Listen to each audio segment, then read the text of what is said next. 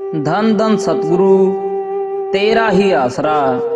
कुछ दिन पहले जब मैं रोजाना की तरह मालिक के भजन में बैठा तो थोड़ी देर में मेरा ध्यान टिक गया। मैंने देखा कि शहंशाहों के शहंशाह कुल मालिक परमपिता जी अपने नूरी स्वरूप में एक बहुत ऊंचे स्टेज पर विराजमान हैं। हजारों की संख्या में संगत चुपचाप अपने मालिक के दर्शन कर रही है। परमपिता जी सत्संग कर रहे हैं।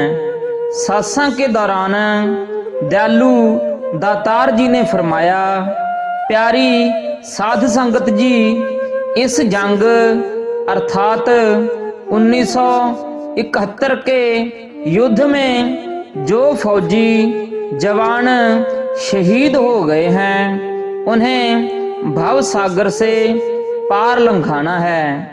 अपना फर्ज निभाते हुए उन्होंने अपनी कुर्बानी दी है। उन्हें कोई आगे नहीं जाने देता। इस प्रकार परमपिता जी ने सारी संगत से सुमरण तथा अरदास करवाकर स्वयं उन्हें पार लंघाया। यह दृश्य मैंने सुमरण अभ्यास में प्रत्यक्ष अपनी आंखों से देखा था। सन 1971 में जब भारत पाक युद्ध चल रहा था तो उस दौरान एक सत्संग में वाली दो जहान परमपिता जी ने अपने पवित्र मुख से वचन फरमाया, इस जंग में अपनी ड्यूटी निभाते देश की सीमाओं की रक्षा करते हुए जिन फौजी जवानों ने अपनी कुर्बानी दी है उन सबको भव सागर से पार करना है, परंतु उन्हें कोई आगे नहीं आने देता। इसलिए सारी साध संगत अंतर्ध्यान होकर 5 मिनट के लिए नाम का सुमरण करो तथा मालिक के आगे अरदास करो ताकि वे बेचारे संसार सागर से पार हो जाएं। अपने परम पूजनीय सतगुरु जी के पवित्र मुख से ये वचन सुनकर मुझे अत्यंत प्रसन्नता हुई, क्योंकि कुछ दिन पहले मैंने मालिक की भक्ति करते नाम जपते समय जो कुछ भी अपने अंतर मन के द्वारा देखा था उसे मैं तब तक एक स्वप्न मात्र ही समझता था। उस दिन सर्व समर्थ्या सतगुरु जी ने मुझे सत्संग में ज्यों का त्यों एहसास करवा दिया। साध संगत का तो बहाना ही था। कुल मालिक परमपिता जी स्वयं सर्व समर्थ्या जो चाहें वह कर सकते हैं, लेकिन फिर भी साध संगत ने अपने पूजा सतगुरु जी के हुक्मानुसार अपनी आंखें बंद करके अरदास तथा सुमरण करना शुरू कर दिया। 5 मिनट पूरे होने पर कृपा निधान सर्वशक्तिमान दातार जी ने फरमाया, भाई तुम्हारी अरदास बेपरवाह मस्ताना जी ने स्वीकार कर ली है और उन्हें भव सागर से पार कर दिया है। संत सतगुरु की गति को समझना अति असंभव है।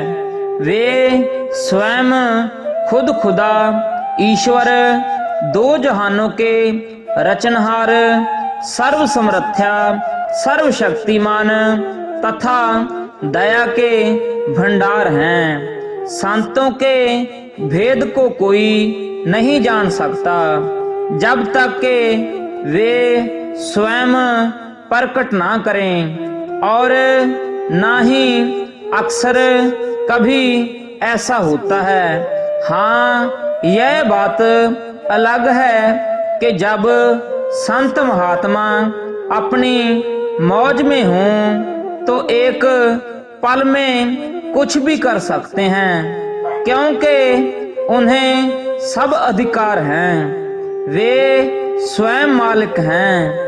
परंतु इसके साथ ही तुरंत देखने सुनने वालों की बुद्धि पर ऐसा पर्दा डाल देते हैं कि जीव उन्हें केवल इंसान ही समझने लगता है। कुल मालिक परमपिता जी ने अपनी उन रूहों को भी अपनी रहमत के द्वारा भव सागर से पार कर दिया, जो दुनिया की निगाह में अदृश्य थी। पूर्ण संत महात्माओं के लिए तो ये बहुत मामूली बातें हैं, परंतु वे अपनी रहमतों को केवल अधिकारी जीवों पर प्रत्यक्ष करते हैं। मालिक के ऐसे अद्भुत खेलों को जिन्हें आम लोग चमत्कार, जादू या अन्य कई नाम देते हैं, सत्संगी प्रेमी उन्हें अपने सतगुरु की रहमत अथवा सतगुरु के परमार्थी करिश्मे कहकर अपने हृदय से लगाते हैं, अर्थात अपने सतगुरु जी की महिमा करते हैं।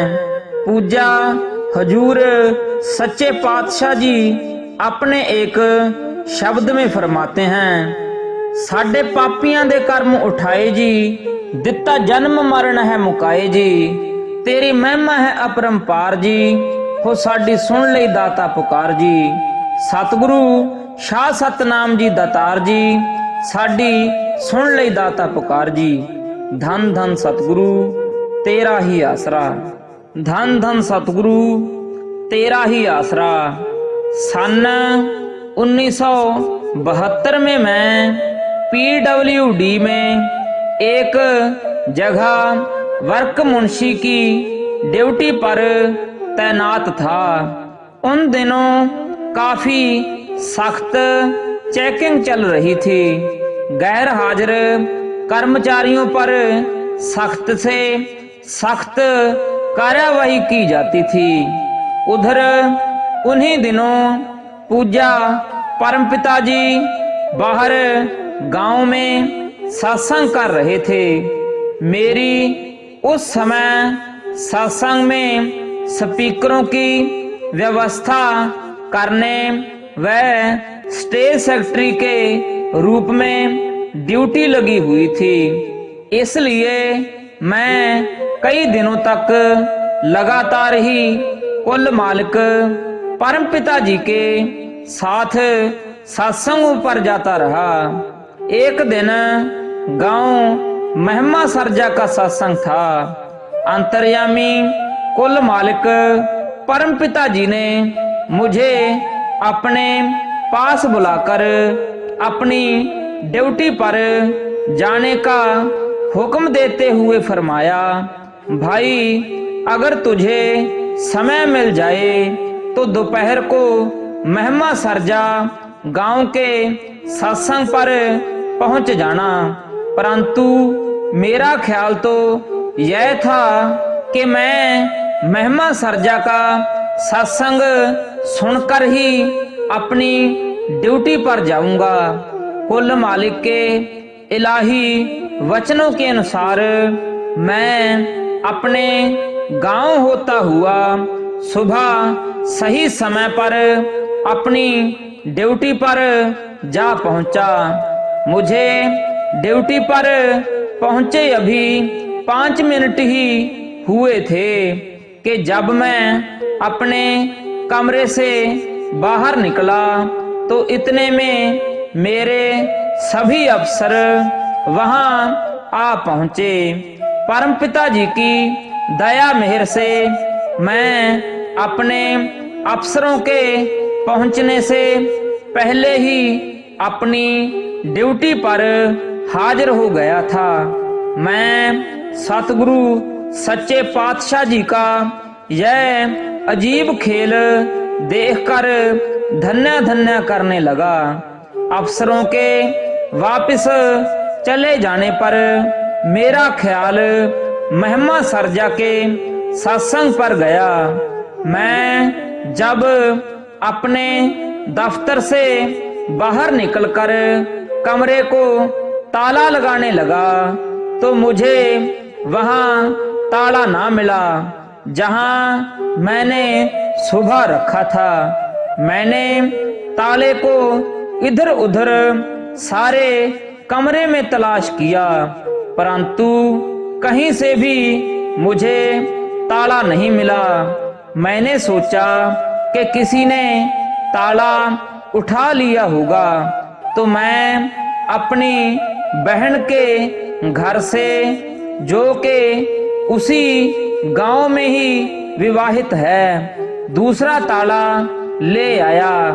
ताला लगाकर जब मैं साइकिल की तरफ चला तो देखते ही देखते एक छोटा सा लड़का मेरे साइकिल को ताला लगाकर उसकी चाबी लेकर दौड़ गया। यह देखकर मैं बहुत दुखी हुआ क्योंकि मुझे तो सत्संग में पहुंचने की बहुत जल्दी थी परंतु मुझे तो वहां कोई ना कोई अड़चन लग रही थी। मैंने सोचा कि मैं ताला तो किसी साइकिल मिस्त्री से खुलवा लूंगा। अत मैंने साइकिल को अपने कंधे पर उठा लिया। मैं अभी थोड़ी दूर ही गया था कि आगे से महकमे वालों का सीमेंट से भरा हुआ ट्रक आ गया। मैं समझ गया कि यह तो परमपिता जी का रचाया हुआ खेल है। मैंने जल्दी से जल्दी मजदूरों को बुलाकर सीमेंट के सभी थैले गिनती करवाकर स्टोर में रखवा लिए और ड्राइवर को माल प्राप्ति की रसीद देकर अपनी ड्यूटी निभाई। अब मैं हर तरफ से निश्चिंत था। कमरे का पहले वाला ताला भी अपने निश्चित स्थान पर ही पड़ा था। कमरे को ताला लगाकर जब मैं साइकिल की ओर बढ़ा तो साइकिल का ताला भी मुझे खुला ही मिला। परमपिता जी का यह अनोखा खेल देखकर मैं हैरान था और अपने मालिक का लाख लाख शुक्राना कर रहा था। इसी प्रकार शहंशाहों के शहंशाह कुल मालिक परमपिता जी का शुक्राना करते हुए मैं खुशी खुशी ठीक 12 बजे सत्संग में पहुंच गया। मैं बहुत ही खुश था क्योंकि सतगुरु सच्चे पातशाह जी ने मेरी लाज रखी थी। अगर मैं अपनी ड्यूटी पर ना गया होता तो मेरे खिलाफ सख्त से सख्त कार्रवाई की जाती परंतु खुद सतगुरु सच्चे पातशाह जी ने स्वयं ही सारा खेल रचकर दास की पूरी लाज रखी। सर्व समर्थ्या कुल मालिक परमपिता जी ने सत्संग के दौरान अपने पवित्र मुखारबिंद से यह फरमाया, जिस जीव को सत्संग की कदर होती है वह तो अपनी पूरी ड्यूटी निभाकर भी सत्संग पर पहुंच जाता है, परंतु सब कुछ करने वाले तो खुद मालिक आप ही हैं। सतगुरु तो घट घट की जानने वाले हैं। वह सदा अपने जीवों की भलाई ही सोचते हैं। किसी न किसी बहाने से अपार खुशियां प्रदान करके अपने जीवों को पक्का विश्वास दिला देते हैं। धन धन सतगुरु तेरा ही आसरा।